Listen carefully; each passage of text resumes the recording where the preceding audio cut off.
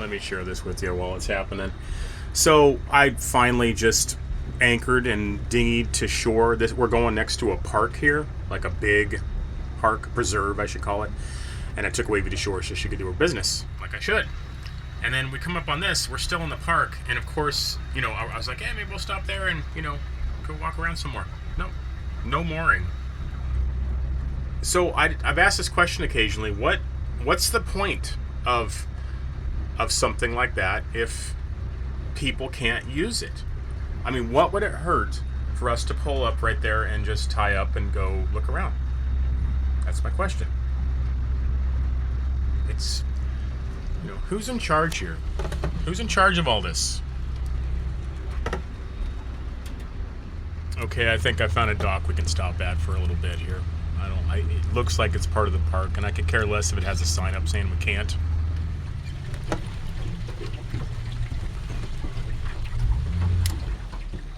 Well, that's what you get when you run off the boat, when I tell you to stay.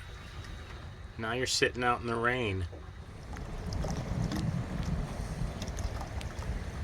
I don't think I've had a chance to show you guys this yet. So back in Tarpon Springs, a boat went by really fast at the dock we were at, and it had those posts, and it busted up my gutters finally. We made it all the way to Florida without doing that. And how many locks?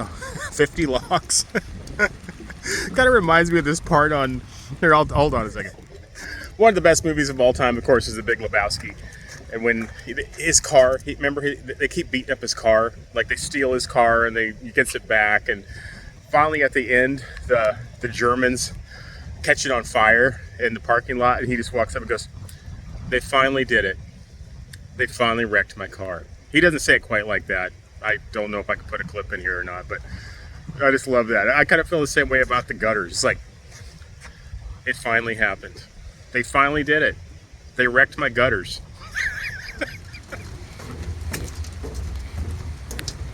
All right, what does it say? Welcome to Kalasulahatchee Regional Park. Open 7 a.m. to dusk. Park rules. A bunch of rules, which we are not going to violate. So, cool. We don't have to be in a hurry. Nothing like walking in a rainstorm. Walking in the rain. When I was a kid, here, I'll turn the phone around. Brief story time with Brenton.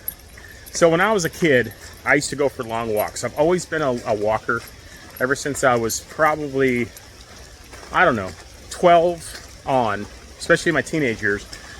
I just go for long walks. I could go into why more and speculate and, self-analyze and theorize, but I won't. And I would go for long walks even in the rain. Sometimes it was like preferable. I remember when I was at my dad's house, I would walk all through the woods and back into this area where there was a reservoir by the airport, by the Grass Valley Airport. Grass Valley, California. I grew up in California. And I'd walk around that reservoir and I just think about stuff. I'd have like songs in my head, and I've always been a big Rush fan, the band, and I would just think about the lyrics of Neil Peart, how deep they were and how meaningful. I felt like they were made for me, which is kind of a common thing for Rush fans, is that the lyrics are so deep and so well thought out and so philosophical and personal in a way, but also universal in a way. They often feel like they're just kind of made for you. They really connect on a personal level. So, but you have to be kind of an oddball. Rush has been called the biggest cult band in the world, or like the most best-selling cult band in the world. It's like millions and millions of copies, but the people who like them, who absolutely love them, and the people who hate them absolutely hate them. So it's, you either get it or you don't. So, but yeah, this kind of reminds me today. I love rainy days. You just can't have too many of them, or they start to become a bummer. But like, we haven't had too many of them down here in Florida, and it's like it's an awesome day. It's a change of pace. I don't care. It's warm, so I could care less if I'm getting wet. I just go in and dry off, and eventually dry off the clothes. And I have to do some laundry here pretty soon. I'm running out of clothes, but that's okay. No one's here to complain. So it's just me and the beagle, and the beagle doesn't complain. So, okay, guys, I'll turn the phone around. You're getting wet too. Doesn't look like you even care. We're just walking in the rain. I better not sing that song too much and YouTube will copyright strike me for some resemblance of a song. It's getting so crazy. County vehicles only beyond this point. All right, well, we're not in the vehicle. Well, look at this. We came around the corner. They've got a restroom, an outhouse, a nice one. It looks like a little park.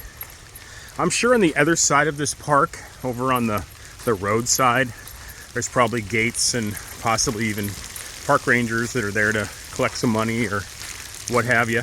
But that's often one of the cool things about being on a boat is sometimes you can just get away with like sneaking in through the back door, so to speak, and you get to see all these cool places. I remember on the Shanty Boat Beagle adventure, we were, excuse me, we stopped at all these, official campgrounds, like Mississippi campgrounds.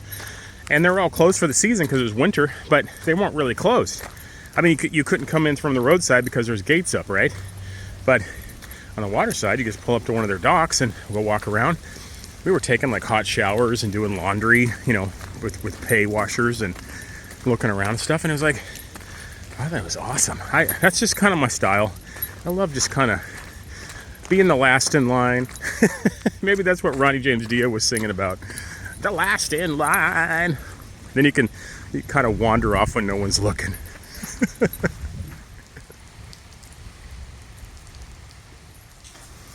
This looks like what would you call this? I bet you can rent this space out. Might as well try the door, right? It's probably locked, but why not? You know me, it's locked. It's all screened in. It's got bleachers or pews. And I'll bet you in the summer you can rent this to do stuff. Do like seminars and stuff like that. Maybe weddings, who knows? How much you want to bet that we're being picked up on cameras right now? It sounds paranoid, but I can't believe there are still people who would argue, like that. There's a few, like if I'd say something like that, oh, you're being paranoid. Like, what world are you living in? I mean, the average, I've read this for sure. The average person in the UK gets picked up on like 300 cameras a day. Like if you live in London. I mean, it's just that CCTV stuff they got over there. Here in America, I'll bet you it's, often. I don't know if it's 300 times a day. And of course, it depends on where you are in rural areas and stuff. But I'll bet you right now, because cameras are so cheap that it's a surveillance world now. One country under surveillance.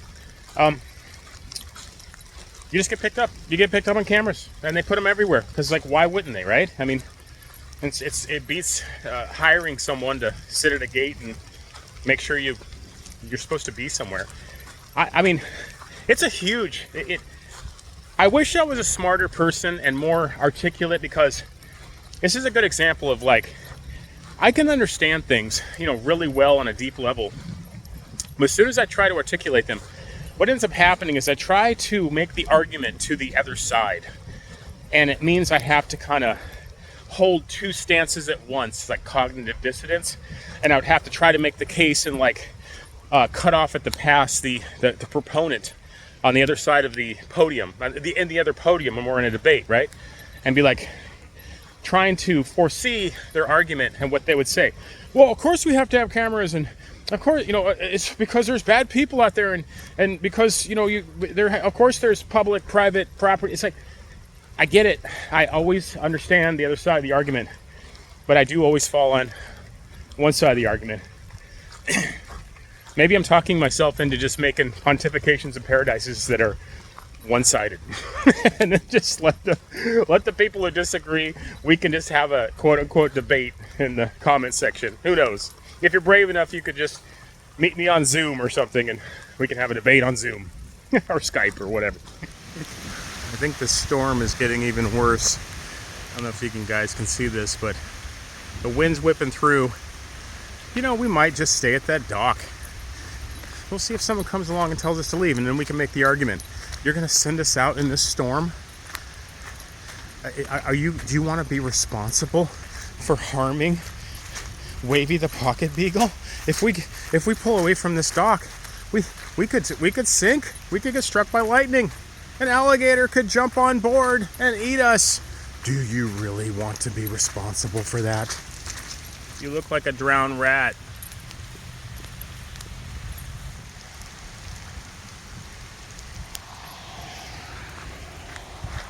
Well, since we live in a world where signs just dictate everything, I'm going to take this literally. We're not in a vehicle, so we're allowed to be here.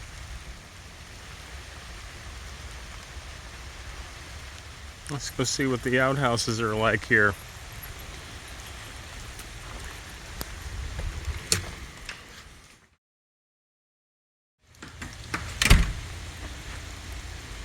Alright guys, I think I'm getting pretty tired of walking in the rain here for now, so we're going to go back to the boat. I am not seeing anything. Let me just double check. No, okay, I was wrong. No overnight mooring or mooring without bumpers. Give me a break. How can you have any meat if you don't eat your pudding? Okay, go.